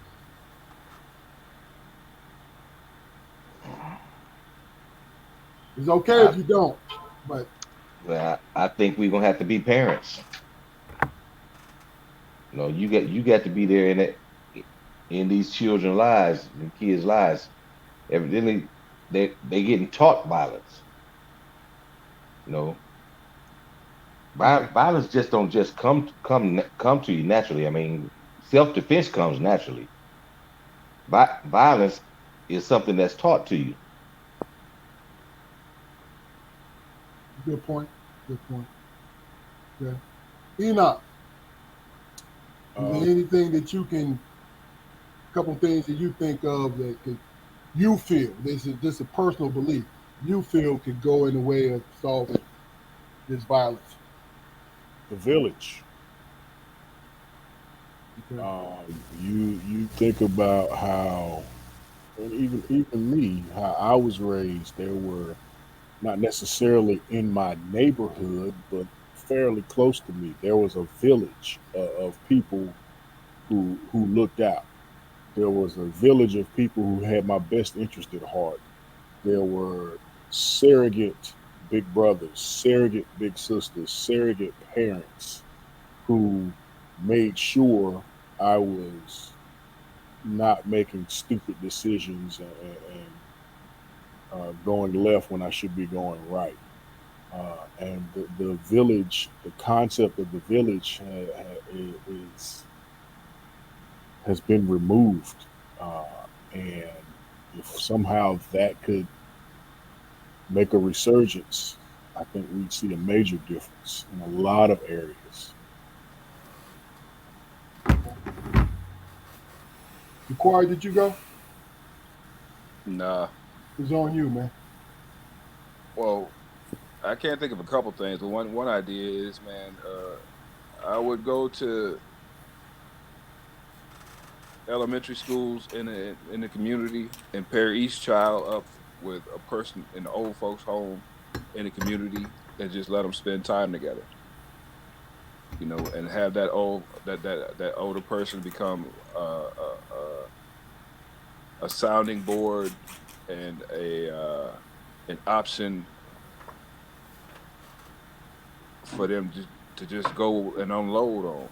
I mean, our kids nowadays, they don't feel that anybody listens to them. They don't feel that they can communicate with their parents. They don't feel that they can trust, old people, older people in their lives to hear them out with no judgment.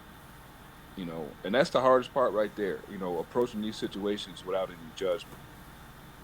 Gotcha. You know, uh, My brother, I appreciate you, bro. Real talk, man. Thank you. well, yeah, man. That's just how I feel, man. I mean, we all five of us, man, got a story, and our fuck ups are a major part of our stories, man. No doubt. But you think about the amount of black parents who don't share their fuck ups with their kids. My brother Keith mentioned earlier that our dad was honest with us. Some people would say brutally honest because he shared everything. He shared everything. But Yep. in my job, going back to my job again, I tell my boys, hey man, my dad was a heroin addict. That's just the big and small of it. I know that bothers y'all, Keith and Damon. I know it bothers y'all to hear me say that on this platform, but that's something he never hid. No, he was always honest about He that. was always honest about that. And I look at myself and I say, if my daddy was honest enough to share something as heavy as that with me and my brothers, who am I to hide my flaws from young folks who I'm trying to influence in a positive manner? But he wasn't that man 20 years at the end of their life. He wasn't that. I understand that. I understand that. I understand that. I'm not saying. I'm 20 not saying. years. Never he was a sober motherfucker, man. Straight Yeah. up. I'm 20 not saying. years plus. Yeah. Yeah. I'm not saying that he was out there when I was in my formative years. I'm not saying that at all. What I'm saying is he was man enough and brave enough to share that experience with us, man. Oh yeah. And Man, and, shit. He when was we truthful with that shit. yeah, Real talk. when we trying to make a difference in young people's lives, man, we gotta chase that same honesty. But I'm a firm believer, man, that if you ain't been through nothing, how you gonna teach somebody something?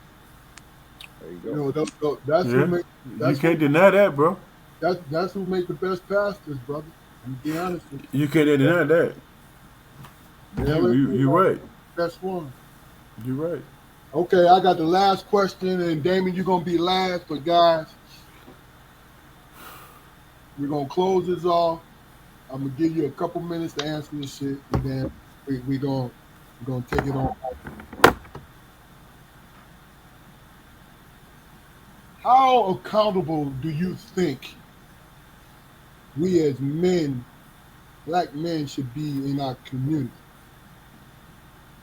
When I say accountable, I mean what what part should we play in helping to build our community, keep it stabilized? In your opinion, we'll start with you, Eric. Now skip me. Wow, you got Hey, hand. man. Come on, hey, man. Come on, All right, man. let me Give it just up, Well, bro. let, I'm no, no, I'm going to answer No, it. he know, man. I'm going along the lines of what I'm saying. Accountability is basically me reaching out to my son's friend, have a conversation with them. If I see him in the wrong spot, I'll stop and I'll tell him how I feel about Right. it. Just a conversation. And if I Right. have an even more personal relationship with him and I see him out of pocket, I will stop and chastise, which I've done in the past. You see what I'm saying? That's what I'm thinking along the lines of accountability here. gonna give you an example. I was I was sitting out here talking to this old man. Kids get off the school bus. I can't. All I seen is this kid draws pants. The belt is down below his waist. I mean, past his private parts hooked on. I just see his drawers. Hey, young man, pull your pants up. You don't tell me what the hell to do. I tell my what. And you know me, I'm like, well, tell your motherfucking daddy I'm right here. Now you can pull your damn pants. And the daddy heard me, and the daddy That's was like, real. now pull your pants up. I thought I was gonna have to deal with the daddy, but some of this accountability, you can't be accountable for everybody out there. You know, That's why I'm asking your You, opinion. Who you accountable for, bro?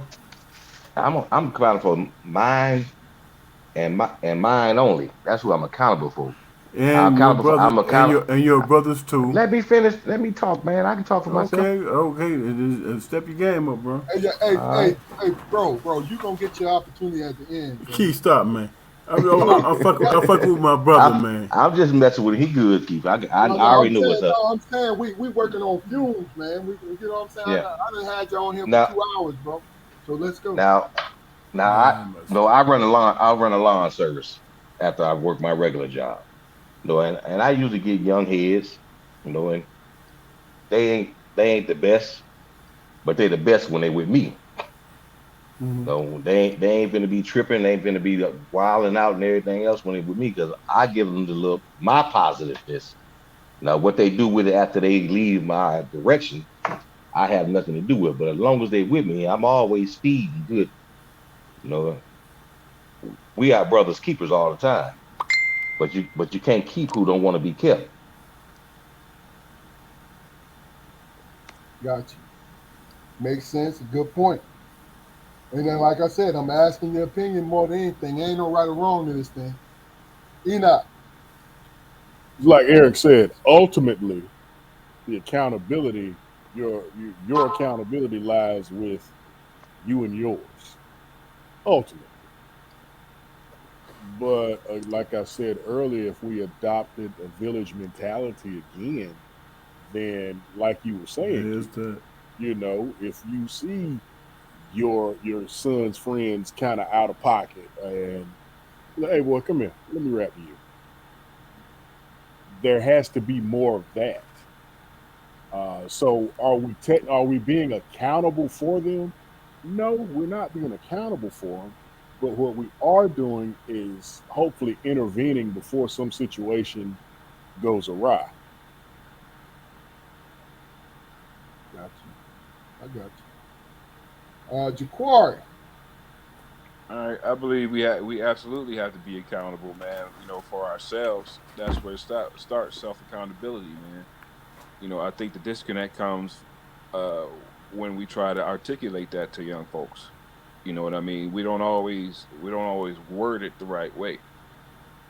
Yeah. So I myself personally, man, I'm all about setting the example. You know, like Eric just said, man. When the boys is with me, you know, they sitting up in their chairs straight. They pants is pulled up over their ass. You know, they yes sir and no sir, but we still having a good time. You know, the best technique for me, man, has been teaching. Through subterfuge and guile. I'll put it like that. What does You that know, mean? setting a positive, upstanding example, and adhering to that, and letting young folks see it, and eventually they'll start to copy those behaviors. They will start to copy those behaviors because that's just nature. That's how they learn. That's how they learn all the bad shit. They didn't come out the womb, doing and saying bad shit. They learned it. They picked it up, and Mm. they definitely didn't have those traits explained to them. I'm not smart enough to verbalize methods to get young folks on the right track, but I can show you if you watch me. That's my point. Okay. Damon. Um, what is your view of accountability? And after you're done with that, you can take it on home and we'll take this episode and put it in the can. You know what, man? Through my own personal experience, man, it's hard to come to a. The hell you doing, man? That old man shit. Hey man, stop packing your shit, man. Cigarettes. Man, these my cigarettes. These ain't yours. Oh shit! I That's see you trying to old. check me, man. You trying to get my attention, man. But I'm That gonna say what I'm old. gonna say, man. That's that old man shit right there, Hey boy. I'm yo, gonna say what I'm gonna say anyway. hey yo, Go, he go gonna God ahead, damn, Damon. he gonna our pack brother his Eric, man. That you know what, man. For the world to know, man. Eric is me, Keith is Corey, brother, man. We love him to death, man. We might I love y'all, man. I love all y'all. disagree. We might disagree. It's gonna be what it's gonna be, man. But he is never gonna ever be against any of us, man. That's what it is. He gonna hold us down. Even when he feel he wrong, he gonna hold us down. That's love, and I appreciate it. Much love, bro. Much love. Go ahead and finish your point, my guy. My point is this, man. People that's paying attention, man, and that's looking and seeing what's happening, man. There are our family, man, that means something, man, that we might disagree on, or whatever. But at the end of the day, we all wind up loving each other and respecting each other. Eric included. You know what I'm saying? Maliga, whoever, man. This family. This is a brother, man, who knows me and my brothers. He knows us. He asked me a question. Hey, man, what do you think about this? But I said, you was there, bro. What you mean about that? I can't say shit. It is what it is. He decided because he was there. He was there. I'm not gonna call him a lie because he ain't gonna challenge me on that shit. It's just what it is. And at the end of the day, we all love each other, man. You know what I'm saying? All the people that man that was special that came out of Ypsilanti, they have nothing on us as a family and who we love. Am I right, Ed? Yeah, you right, Fluke. So is this your final joint, or are you talking about a conclusion? My final joint? Yeah. No, no, no, no, no, no, no, no. I'm actually I speaking know. from my heart. No, no, Hold no. on, man. Hold on, dog. I'm actually speaking from my heart. Now, if you disagree, then that's on you. But No, no. I'm speaking my truth. It's up to you to determine No, whether or not that's okay. you was eloquent, and I thought that you had went into your final joint like you usually do, but you was just Eric when packing his cigarettes like an old ass man, knocked you off your square. But You don't trying to be get you jealous. back on it. Don't be jealous, Keeper. You ain't Egg smoking. has never knocked me off I my don't. square, man. I don't. Ever. I I know don't. you don't I smoke. don't smoke. I know you don't. But Egg have never knocked me off my square. Ever. He I gonna got do you. what he do. He feel comfortable about himself, but at the end of the day, he gonna be down. It's gonna be what it All right, is. all right, Damon, take us on home, bro. Going home, man. Here it is, man. At the end of the day, man. I talked to my son, man. He was confused about some shit, man. In terms of his life and how he trying to move it forward and all that stuff. And I couldn't say anything because I selfishly, man, was talking about my own personal shit and how to make it. He is beyond me. He knows how to make it, how to differentiate. He knows how to do that shit. What he's confused about, man, is how to have a connection between his father and me. His father and him.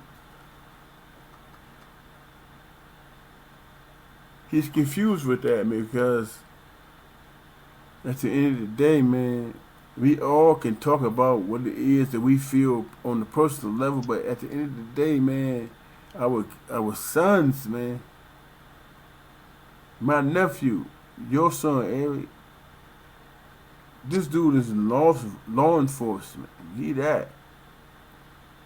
He that for a reason, bro. I respect that about him, and I love him for that. I literally love him for that.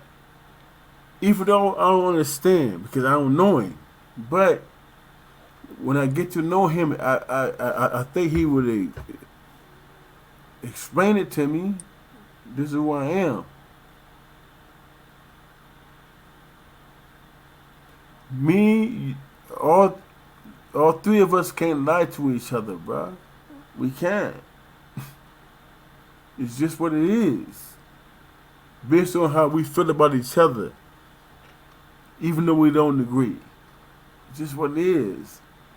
And at the end of the day, man, people have to live with that shit, man, and deal with it. Well, we can agree to disagree, but we still gonna be brothers. Man, I love my sister-in-law, man, when it comes to you. I love her, man, because she kept you on point, dog. You know what I'm saying? All right. And I can't even argue with her about that. You where she kept you to make me comfortable with you. You understand what I'm saying? All right, I got it. Without even knowing me. So you don't disappoint me, man, when you talk to me. You know what I'm saying? You don't disappoint me, man, at all, man, because you can speak about me. You know me personally. And how do we hide that shit, man? How do we protect that? I can't protect. Do you remember what I said? I said, Eric, man, you was there. Remember I told you that? Yep, but I remember all that fluke. But right now we gonna close. We doing a closeout, bro. So let's do that. My nigga. I hear you. I hear you. It's hard to be personal, man. But you are a personal brother, man. So at some point we have to address that shit, bro. And accept it. We can dress it. We can talk all after the show. We'll be good. All right. I respect that. I'm good. I'm just more personal than y'all motherfuckers. And you drunk as a motherfucker. Too. You definitely more drunk than me is, motherfucker. Yeah. Am I? Yeah. Hold on.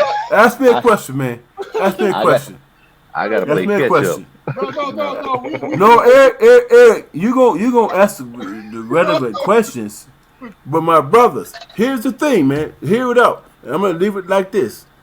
Eric, you gonna ask the relevant questions in terms of drunk and all that bullshit. But my I ain't brothers, mentioned that. listen to what I'm saying. Are my brothers gonna ask the same question?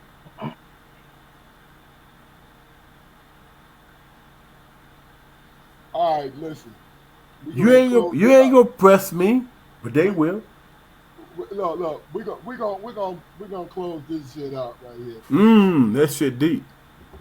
Go ahead, bro. That shit deep. I love you, bro. Okay, laugh, my brother. Oh shit!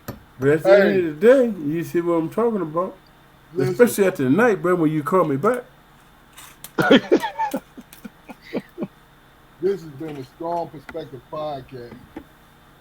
Do us a favor. Go to our channel, our YouTube channel, like, share, and subscribe. Please subscribe. Please subscribe. I want to thank you, Eric, and thank you, Enoch. Both your brothers gave us some honest, very great. I see you, boy. I see you. Very great conversations, answers. We appreciate y'all. Look, Jaquari got to take a swig. To the head. But we appreciate y'all, man. That's the last one, man. I got to go on the cruise and get this smoke. All right, what time is it? High noon? Shit, what you got? But Don't matter. bro, I appreciate y'all. The Strong Perspective Podcast. Stay on. I'm getting ready to go off live. I want y'all to stay on for a minute. But we on every Friday at 7:30. And I want y'all to be looking in the future because Damon's going to have his own podcast, a half an hour, 30-minute stretch where he can tell the world exactly how he feels and answer his own question. Okay? But All right appreciate now. y'all. The Strong Perspective Podcast. Thank you, Malika. Thank you for tuning in, Malika. Appreciate you. Robin, thank you. Love y'all. Love y'all. The Strong Perspective Podcast. Good night.